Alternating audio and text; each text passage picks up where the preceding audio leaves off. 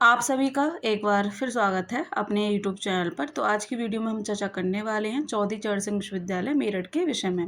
देखिए, ये विज्ञप्ति जारी की गई है किसके संबंध में, आपके पीएचडी एडमिशन के संबंध में विज्ञप्ति यानी कि जो नोटिफिकेशन है वो रिलीज़ किया गया है। ठीक है, यानी कि 25 अगस्त 2026 को ये नोटिस रिलीज़ हुआ है। तो जो भी स्टूडेंट देखिए पीएचडी करना चाहते हैं, ठीक है, जिनका जेआरएफ है, तो आपको ये तो पता है कि जेआरएफ आपको तभी मिलेगा जब आप क्या है किसी विश्वविद्यालय में इनरोल हो जाएंगे पीएचडी में। ठीक है, तो ये पूरी विज्ञप्ति हम पढ़ लेते हैं, कैसे आपके फॉर्म फिल होने हैं, ठीक है, क्या क्राइटेरिया रहने वाला है, कितनी सीट है, कितने सब्जेक्ट में पीएचडी के लिए इस विश्वविद्यालय ने निकाली हैं। तो वो सारा डिस्कस क्या है हम आज की वीडियो में करेंगे। तो यहाँ पर देखिए लिखा हुआ है, चौधरी चरण सिंह विश्वविद्यालय शोध अध्यादेश 2022 में निहित प्रावधानों के अनुरूप विश्वविद्यालय में विभिन्न विषयों में पीएचडी में प्रवेश हेतु केवल अवमुक्त श्रेणी के अभ्यर्थियों को आवेदन अवसर प्रदान किया जा रहा है। अब देखिए, अवमुक्त श्रेणी कौन, जो एग्जेम्प्टेड कैटेगरी हैं। ठीक है, यहाँ पर कोई एंट्रेंस नहीं होगा। यहाँ पर क्या है, आपका नेट है या आपका जेआरएफ है, आप डायरेक्ट क्या है यहाँ पर फॉर्म फिल करके इंटरव्यू के लिए चूज़ किए जाएंगे। ठीक है, आवेदन फॉर्म विश्वविद्यालय की वेबसाइट, ये वेबसाइट दी गई है। इस पर आपको केवल ऑनलाइन माध्यम से निम्नलिखित तिथियों में भरे जाएंगे, यानी कि जो आवेदन आपके ऑनलाइन मांगे जा रहे हैं ये आपको ध्यान में रखना है। तो वेबसाइट पर उपलब्ध ऑनलाइन आवेदन की जो तिथि है वो 27 अगस्त से देखिए वेबसाइट आपकी ओपन होने वाली है। और आवेदन फॉर्म भरने की अंतिम तिथि ध्यान देंगे कब है आपकी, 10 सितंबर 2026। ठीक है, अब देखिए यहाँ पर फीस की बात कर लेते हैं कि एप्लीकेशन फ़ीस आपकी कितनी लगेगी। तो यहाँ पर देखिए जो सामान्य वर्ग है और अन्य पिछड़ा वर्ग यानी कि अनरिजर्व कैटेगरी और ओबीसी कैटेगरी के यहाँ पर 2500 रुपये है, और एससी एसटी और पीएच कैटेगरी के स्टूडेंट के लिए 1500 रुपये एप्लीकेशन फ़ी रखी गई है। ठीक है, अब देखिए केवल निम्नलिखित अवमुक्त श्रेणी के अभ्यर्थी पीएचडी के लिए आवेदन करने हेतु पात्र होंगे। कौन कौन से, यानी कि क्या क्राइटेरिया रहने वाला है, ध्यान देंगे।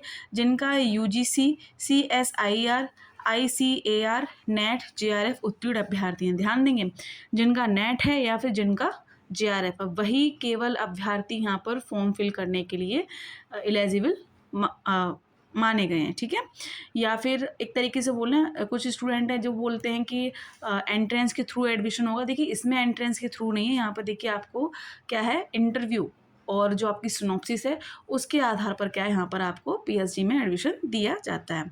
तो जिसका नेट है और जिसका जेआर है वो एग्जेम्प्टेड कैटेगरी के अंतर्गत आएंगे। ठीक है, केवल चौधरी चरण सिंह विश्वविद्यालय मेरठ में प्रवेश परीक्षा के माध्यम से प्रविष्ट एमफिल डिग्री धारक अभ्यर्थी, अब देखिए इसके साथ ही एमफिल के जो अभ्यर्थी जो क्या चौधरी चरण सिंह विश्वविद्यालय से एमफिल किए हुए हैं तो उनको यहाँ पर मौका मिलेगा। साथ में ही जो गेट परीक्षा में कम से कम 65 परसेंटाइल प्राप्त हैं उन अभ्यर्थियों को यहाँ पर मौका दिया जाएगा। और यूजीसी नेट परीक्षा में पीएचडी प्रवेश हेतु अर्हता प्राप्त अभ्यर्थी, तो ये आपको ध्यान में रखना है। बाकी देखिए यहाँ पर जो एलिजिबिलिटी का जो क्राइटेरिया है पीएचडी प्रोग्राम को लेकर यहाँ पर दिया गया है कि आपके जो मार्क्स हैं 55% होने चाहिए मास्टर में। ठीक है, 5% का रिलैक्सेशन मिलेगा आपको, तो ये आपको ध्यान में रखना है एससी एसटी ओबीसी कैटेगरी वालों को। ठीक, अब यहाँ पर देखिएगा आगे क्या लिख रहे हैं कि पीएचडी में प्रवेश हेतु संबंधित विषयों में परास्नातक उपाधि होना आवश्यक है। और साक्षात्कार के समय आपको देखिए जितनी भी आपके डॉक्यूमेंट ओरिजिनल डॉक्यूमेंट उनको लेकर आना है। ठीक है, इसके साथ देखिए केवल बीए एमए जो शिक्षा शास्त्र विषय से उत्तीर्ण अभ्यर्थी शिक्षा संकाय के अंतर्गत पीएचडी यानी कि एजुकेशन में आवेदन हेतु अर्ह नहीं है। ये किन के लिए बोला जा रहा है, जो एजुकेशन के अभ्यर्थी हैं। प्रवेश हेतु अपनी अर्हता जांचना अभ्यर्थी का दायित्व है। अर्हता संबंधित त्रुटि के साथ भरे गए फॉर्म शुल्क वापस करने के संबंध में विचार नहीं किया जाएगा। जब आप एप्लीकेशन फॉर्म फिल करेंगे तो देखिए आपको जो भी इन्फॉर्मेशन है, ठीक है, वो आपको सही देनी है। अगर मान लीजिए आप एलिजिबल नहीं हैं और आपने गलत इन्फॉर्मेशन देकर फॉर्म फिल कर दिया और आपने फीस कटा ली है तो देखिए आपका नाम तो वैसे भी इंटरव्यू लिस्ट में नहीं आएगा, है ना। तो अगर आप एलिजिबल हैं तभी आपको फॉर्म फिल करना है, कोई गलत भी इन्फॉर्मेशन आपको नहीं देनी है। ठीक, अब देखिए चयन प्रक्रिया किस प्रकार से रहेगी आपकी। तो आवेदन फॉर्म में अर्ह पाए गए अभ्यर्थियों को आरएसी के समक्ष साक्षात्कार हेतु उपस्थित होना होगा। यानी कि सबसे पहले तो आपके एप्लीकेशन फॉर्म फिल किए जाएंगे और जिसके डॉक्यूमेंट में कोई भी दिक्कत नहीं है, जिन्होंने अच्छे से अपना एप्लीकेशन फॉर्म फिल किया है, उनकी एक लिस्ट जारी करती है यूनिवर्सिटी अपने ऑफिशियल वेबसाइट पर। वहाँ से क्या आपको लिस्ट देख लेनी, सब्जेक्ट वाइज लिस्ट निकलती है और उन लोगों को क्या इंटरव्यू के लिए बुलाया जाता है। अब इंटरव्यू देखिए आपका किसके बेस पर होगा, आपकी सिनॉप्सिस के आधार पर। तो आपको सिनॉप्सिस कैसे बनानी है, इसको लेकर देखिए सर ने भी आपको वीडियो बनाकर दी है। साथ में हिंदी विषय में आपको किस प्रकार से सिनॉप्सिस तैयार करनी है, वो उस पर भी हमने वीडियो बनाई है। आप क्या करेंगे, चैनल को विजिट करेंगे, सब्सक्राइब करेंगे और वीडियो आप जब सर्च करेंगे आपको मिल जाएगी। ठीक है। आपका जो साक्षात्कार है देखिए कितने अंक का होगा, 30 अंक होंगे। ठीक है।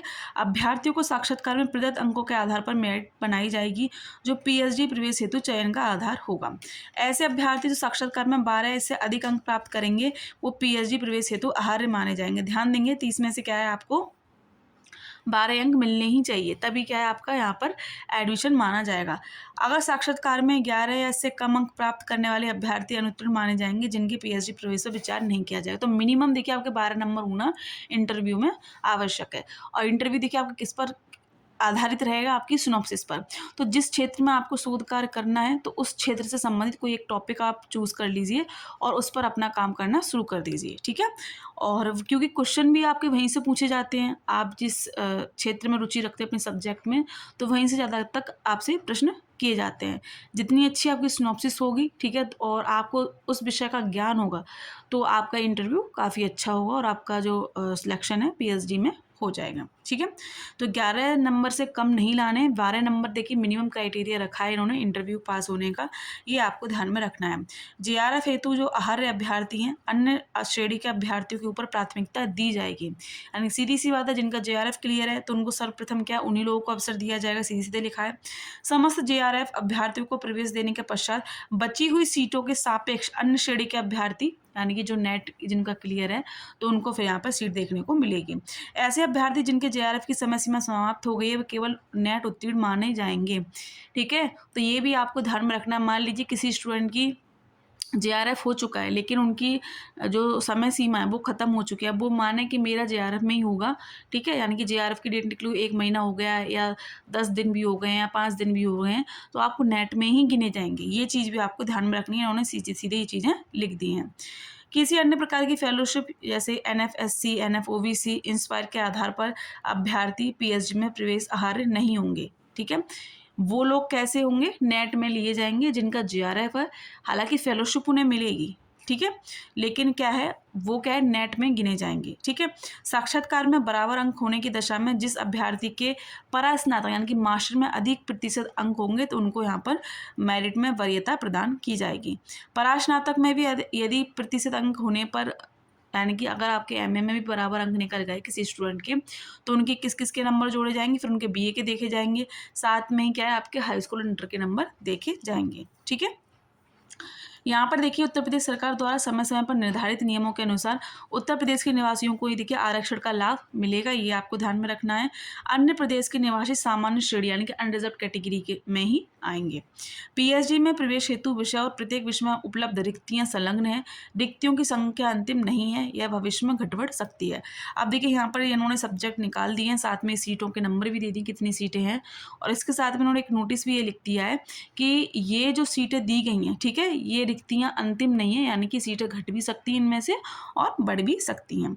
अब सब्जेक्ट देख लेते हैं किस किस सब्जेक्ट में पीएचडी की सीटें हमें देखने को मिल रही हैं। तो देखिए एग्रीकल्चर केमिस्ट्री में देखिए 18 सीट हैं, और एग्रीकल्चर इकोनॉमिक्स में आपकी 16 सीट है, और एग्रोनॉमी में 12 सीट हैं, प्लांट पैथोलॉजी में आपकी 20 सीट हैं, डायरी साइंस में आपकी 33 सीट हैं, जेनेटिक्स में आपकी देखिए 23 सीट है, हॉर्टिकल्चर में 9 सीट हैं, और कॉमर्स में आपकी 10 सीट है। बाकी देखिए सब्जेक्ट आपको देखते जाना है ना। लॉ में आपकी 10 सीट है, फिजिकल एजुकेशन में 10, एजुकेशन में 10, ड्राइंग और पेंटिंग में 2, डिफेंस स्टडीज़ में 2, इंग्लिश में 10, इकोनॉमिक्स में 10 सीट हैं, जोग्राफी में 5, हिंदी में 10, हिस्ट्री में 10, होम साइंस में 2, साइकोलॉजी में 10, पॉलिटिकल साइंस में 10, सोशियोलॉजी में 10, और आपकी संस्कृत में 5 सीट देखने को मिल रही है। फिलॉसफी में देखिए आपकी 1 सीट है, म्यूज़िक में 2 सीट है, बॉटनी में देखिए 101 सीट है, केमिस्ट्री में 283 सीट, ठीक है, और मैथमेटिक्स में 91 सीट है, माइक्रोबायोलॉजी में 7 सीट है, फिजिक्स में 139 सीट है, और सांख्यिकी में आपकी 23 सीट है, जूलॉजी में 124 सीट है। तो साइंस के जितने भी सब्जेक्ट हैं उसमें देखिए सीटें आपको अच्छी खासी देखने को मिल रही हैं। जर्नलिज्म मास कम्युनिकेशन में 4 सीट हैं, इलेक्ट्रॉनिक्स कम्युनिकेशन इंजीनियरिंग में 7 सीट हैं, कंप्यूटर साइंस एंड इंजीनियरिंग में आपकी 11 सीट हैं और एग्रीकल्चर इंजीनियरिंग में आपकी 6 सीट हैं और मैकेनिकल इंजीनियरिंग में 3 सीट आपको पीएचडी के लिए देखने को मिल रही हैं। तो यहाँ पर ये आपको ध्यान में रखना है कि ये जो सीटें आगे चलकर घट भी सकती हैं और किसी सब्जेक्ट में बढ़ भी सकती हैं। तो यहाँ पर जो आपके ऑनलाइन आवेदन मांगे जा रहे हैं, कब से मांगे जा रहे हैं? 27 अगस्त 2026 से। लास्ट डेट देखिए आपकी 10 सितंबर रहने वाली है। फीस आपको बता ही दी। अनरिजर्व्ड और ओबीसी कैटेगरी की 2500 रुपये, एससी एसटी और पीएच कैटेगरी कितनी है? 1500 रुपये। क्राइटेरिया यहाँ पर हमने आपको बता ही दिया है। आपको देखिए कोई भी गलत इन्फॉर्मेशन नहीं भरनी है। अगर आप एलिजिबल नहीं हैं तो आपको फॉर्म फिल नहीं करना है। यहाँ कोई एंट्रेंस नहीं होगा। यहाँ पर क्या है, एग्जेम्प्टेड कैटेगरी के सभी स्टूडेंट बुलाए गए हैं जिनका नेट है और जेआरएफ है। तो इंटरव्यू के थ्रू क्या है, आपका एडमिशन होना है और मिनिमम आपके देखिए इंटरव्यू में 12 नंबर होना ज़रूरी है।